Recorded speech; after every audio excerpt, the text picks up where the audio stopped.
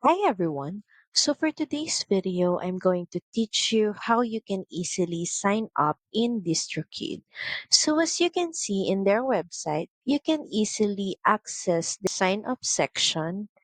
From here, we can start by entering our email and also enter a password. You then click on sign up. Will be redirected to their plans. So apparently, for you to be able to sign up in DistroKid, you have to purchase a plan or subscription. You have the Ultimate option, the Musician Plus, and the Musician option. And all the other features will be available once you subscribe to one of their plans and subscription.